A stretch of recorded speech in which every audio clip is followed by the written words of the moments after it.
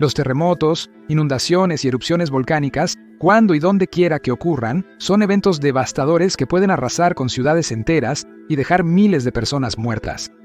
Viajemos ahora atrás en el tiempo y echemos un vistazo a algunas de las peores catástrofes naturales que tuvieron lugar en todo el mundo en la Edad Media. Bienvenidos a la locura medieval.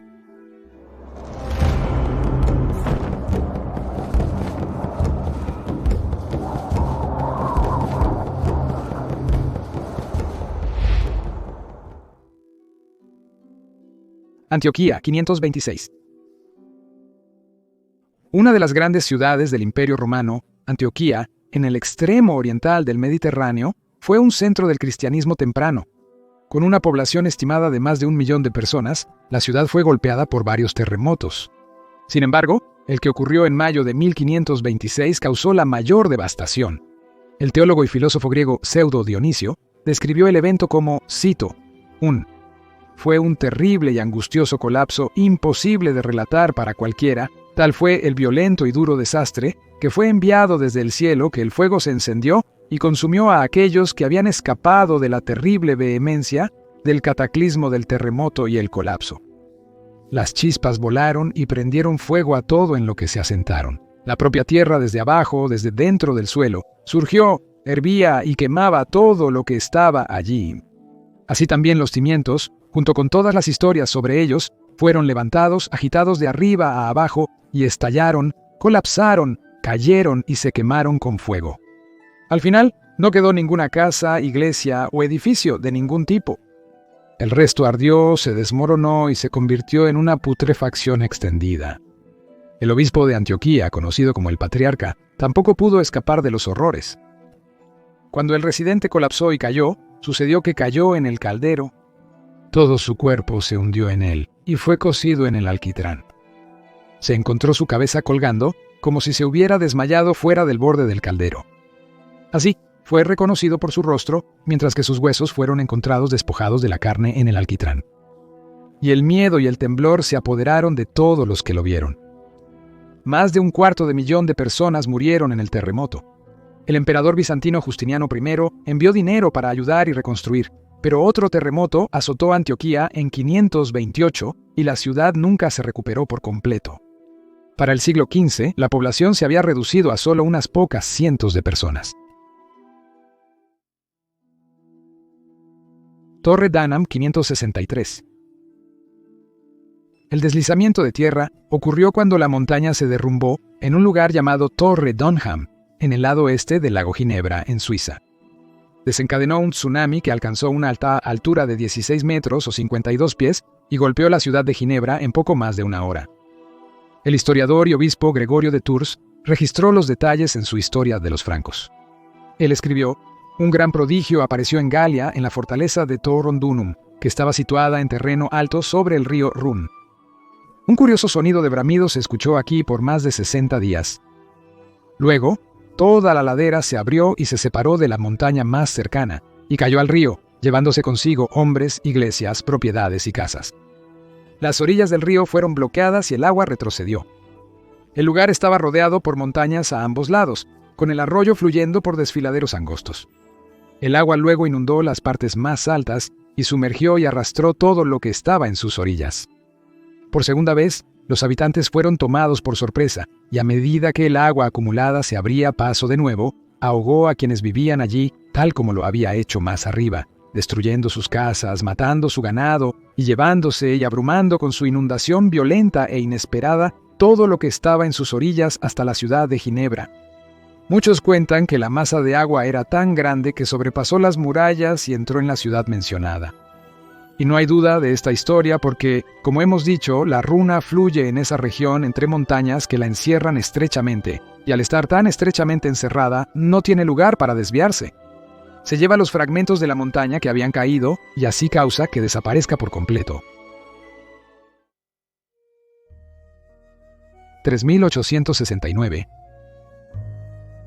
Ubicado a lo largo de una de las fallas más activas del mundo, Japón es a menudo golpeado por terremotos. Los científicos creen que el que ocurrió en el siglo IX, en la costa noreste, fue similar en potencia al de 2011, que golpeó la misma región y causó un devastador tsunami.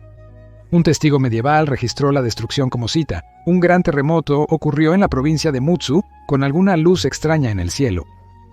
La gente gritaba y lloraba, se tumbaba y no podía levantarse. Algunos fallecieron por el colapso de viviendas y deslizamientos de tierra. Los caballos y el ganado se sorprendieron, corrieron locamente y lastimaron a los demás.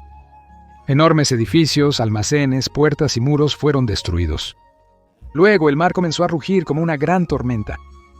La superficie del mar de repente se elevó y las enormes olas atacaron la tierra. Rugieron como pesadillas e inmediatamente llegaron al centro de la ciudad. Las olas se extendieron miles de yardas desde la playa y no pudimos ver cuán grande era el área devastada. Los campos y carreteras se hundieron por completo en el mar. Alrededor de 1000 personas se ahogaron en las olas porque no lograron escapar ni mar adentro ni cuesta arriba. Las propiedades y las plántulas de cultivos fueron arrastradas casi por completo. Londres, 1091. Aunque poco comunes, los tornados sí ocurrieron en Europa durante la Edad Media.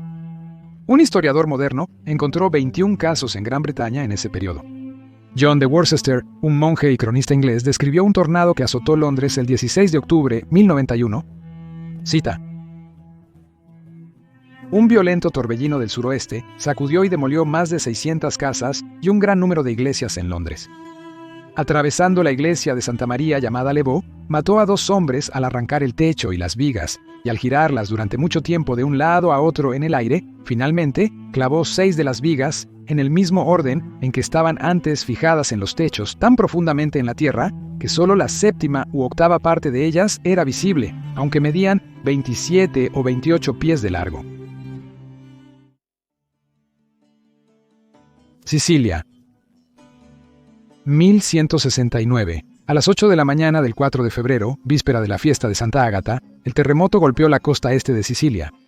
El historiador medieval Ugo Falcandis lo describió como cita: un terrible terremoto sacudió Sicilia con tal fuerza que se sintió en Calabria, alrededor de Reggio y ciudades cercanas. La extremadamente rica ciudad de Catania sufrió tal destrucción que no sobrevivió una sola casa dentro de la ciudad. Aproximadamente 15.000 hombres y mujeres, junto con el obispo de esa ciudad y la mayoría de los monjes, fueron aplastados bajo edificios colapsados. En Lentini, una ciudad siracusana, el peso de los edificios derrumbados por el terremoto mató a la mayoría de los habitantes. Muchas fortalezas también fueron destruidas en el territorio de los catanianos y los siracusanos. En varios lugares, la tierra se abrió y produjo nuevos cursos de agua mientras cerraba algunos antiguos, y esa parte de la cumbre del Etna, que enfrenta a Taromania, pareció hundirse un poco. En Siracusa, la muy famosa fuente llamada Aretusa, que según la leyenda trae agua a Sicilia por canales secretos desde la ciudad de Elis en Grecia, cambió de un goteo a un gran flujo, y el agua se volvió salada debido a la cantidad de agua de mar mezclada en ella. El terremoto aplastó ciudades y creó un tsunami. Se estima que el número de muertos está entre 15 y 25.000. Siria, 1202. Este enorme terremoto de magnitud 7.6 golpeó al amanecer en mayo de 1202, en el suroeste de Siria. Destruyó castillos y ciudades, asolando comunidades, pero pudo haber contribuido a una tregua entre los estados musulmanes y cruzados. Se cree que mató hasta 30.000 personas. No llegó. 1258. Un volcán hizo erupción en la isla de Lombok, Indonesia, entre mayo y octubre de 1257. Fue la mayor explosión volcánica en más de 7.000 años. La ceniza y los aerosoles inyectados en la atmósfera causaron un invierno volcánico que enfrió el ambiente por varios años tras el evento. Un año después, condiciones climáticas atípicas provocaron hambruna y enfermedad mundial. Hubo 15.000 muertes solo en Londres ese año. El monje y cronista inglés Matthew de Paris escribió que, cito: el viento del norte sopló sin interrupción, prevaleció una helada continua, acompañada de nieve y un frío tan insoportable que ató la cara de la tierra, afligió severamente a los pobres, suspendió toda cultivación y mató a los jóvenes del ganado hasta tal punto que parecía como si una plaga general estuviera arrasando entre las ovejas y los corderos. Se cree que esta erupción volcánica contribuyó a iniciar la pequeña edad de hielo, que enfrió la atmósfera y afectó las temperaturas globales desde el siglo XIV al XIX.